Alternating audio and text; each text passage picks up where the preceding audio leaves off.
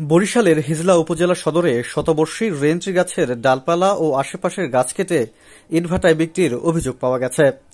গত ২২ ও ২৩ নভেম্বর দুদিনে কাটা হয় বেশ কয়েকটি গাছের ডালপালা। ইউএনও হাজির থেকে নিলামের ব্যবস্থা করেন। ভাটায় কাঠ ব্যবহার বন্ধ থাকলেও গুয়াবাড়িয়া ইউনিয়নের বন্দেরহাটের ইদ্রিস হোসেন মরুর ইটভাটায় পাঠানো হয় ডালপালা।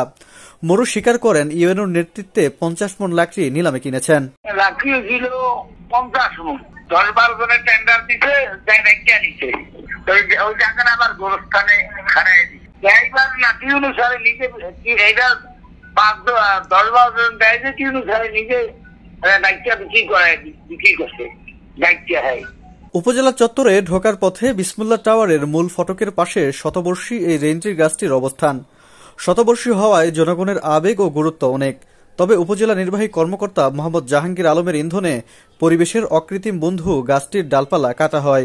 জানা গেছে, ভবনের মালিক স্থানীয় প্রভাবশালী মন্টু হাজি। তার বিল্ডিংয়ের উপর কিছু ডালপালা পড়ায় রেঞ্চি গাছটি কাটানোর জন্য পায়তারা করেন, যাতে মৌখিক সম্মতি দেন উপজেলা নির্বাহী কর্মকর্তা। এর উপর ভিত্তি করে গাছ কাটেন মন্টু হাজির লোকজন, সুযোগ পেয়ে কাটেন অন্য গাছও। এদিকে সরকারি গাছ কাটতে উপজেলা সমন্বয় সভায় রেজুলেশন পাশ করে বন বিভাগের তত্ত্বাবধানে কাজ করার নিয়ম মানেননি ইউএনও, এমন দাবি বন কর্মকর্তার। উপজেলা সামাজিক বনায়ন কর্মকর্তা শাহ আলম বলেন, তাকে কিছুই জানানো হয়নি। না, এটা কোনো রেজুলেশন হয় নাই, উনি এমনি দিচ্ছে আর কি। কিভাবে দিচ্ছে সঠিক আমি জানি না, আমাদেরকে জানায় নাই। কিছু গাছ বলছে মসজিদের জায়গায় কিছু গাছ আছে, এগুলো নাকি তারা বিক্রি করছে আর কি, যেটা শোনার কথা। আমার কাছে কোনো চিঠিপত্র বা কোনো কাগজপত্র দেয় নাই, বা আমি এ ব্যাপারে আনুষ্ঠানিকভাবে কিছু জানি না আর কি। বিষয়টি জানতে যোগাযোগ করা হয় ইউএনও জাহাঙ্গীর আলমের সঙ্গে। তিনি ভাটায় লাকড়ি বিক্রির অভিযোগ অস্বীকার করেন। তার দাবি ৫০ মণ নয়, ৬ থেকে ৭ মণ লাকড়ি নিলামে বিক্রি হয়েছে। প্রয়োজনে নিলাম বাতিল করে ফেরত আনার কথাও জানান জাহাঙ্গীর আলম। তিনি আরো বলেন, উপজেলা পরিষদের গাছ হওয়ায় বন বিভাগের অনুমতির প্রয়োজন হয় না।